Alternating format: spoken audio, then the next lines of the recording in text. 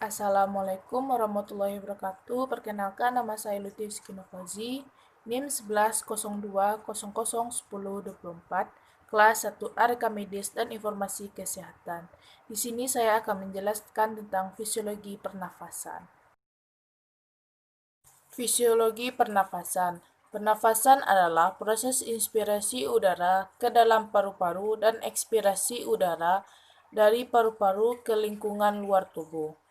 Membutuhkan koordinasi otot, paru, dan toraks yang elastis dan persyarafan. Selanjutnya, proses pernafasan. 1. Ventilasi paru. 2. Difusi O2 dan CO2. 3. Transport O2 dan CO2. 4. Regulasi respirasi. Ventilasi paru. 1. Pernafasan dada. Fase inspirasi atau kontraksi.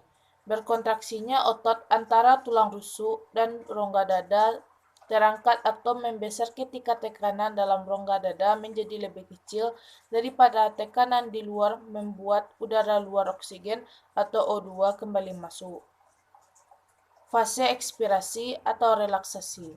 Ditariknya otot antara tulang rusuk saat ke belakang dan turunnya tulang rusuk saat rongga dada menjadi kecil ketika tekanan di dalam rongga dada menjadi lebih besar daripada tekanan luar, sehingga udara dalam rongga dada karbon dioksida atau CO2 keluar. Selanjutnya, 2. Pernafasan perut atau diafragma. Fase inspirasi atau kontraksi, otot diafragma terangkat dan rongga dada membesar ketika tekanan dalam rongga dada menjadi lebih kecil saat tekanan di luar sehingga udara luar oksigen atau O2 masuk. Fase ekspirasi atau relaksasi.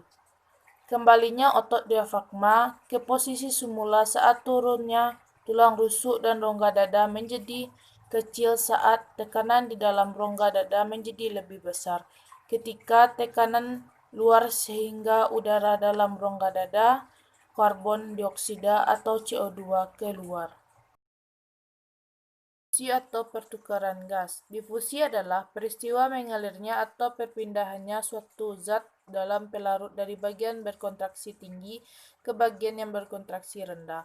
Komposisi udara atmosfer ada oksigen, nitrogen, karbon dioksida, dan berbagai gas mulia. Sifat dan konsep parsial gas ada 4, yaitu 1. Gas memakai tekanan sendiri atau hukum Dalton. 2. Tekanan parsial gas dilambangkan dengan P besar.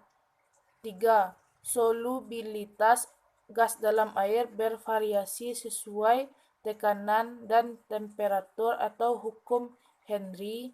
4. Volusi gas berbanding terbalik dengan tekanan gas atau hukum Boyle. Pertukaran gas. 1. Membran respirasi atau tempat pertukaran gas memiliki 6 lapisan, yaitu 1. Lapisan surfaktan. 2. Epitelium squamosa. 3. Membran dasar pada dinding alveolar. 4. Ruang interstisial. 5. Membran dasar kapiler. 6. Endotelium kapiler. 2. Molekul gas harus melewati 6 lapisan ini melalui proses difusi. 3. O2 dan CO2 menurunkan gradien tekanan parsial saat melewati membran respiratorik. 1. Molekul gas berdifusi dari area bertekanan parsial tinggi ke area bertekanan lebih rendah.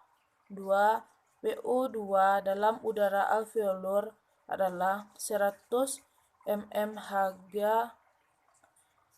PO2 pada darah terdioksigenasi dalam kapiler pulmoner di sekitar alveolis adalah 40 mmHg.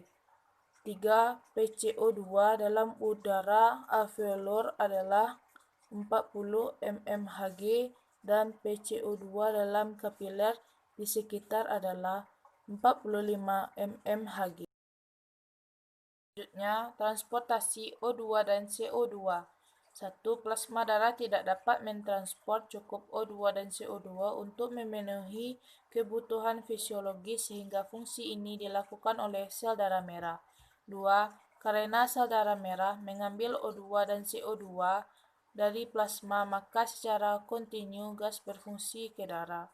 3. Setelah memasuki kapiler, 1,5% larutan dalam plasma sisanya terikat Hb membentuk osi hemoglobin atau HbO2 yang kemudian berdisosiasi. 4. CO2 dihasilkan sebagai produk sampingan dari metabolisme aerobik pada respirasi. Sekian penjelasan tentang fisiologi pernafasan. Terima kasih. Assalamualaikum warahmatullahi wabarakatuh.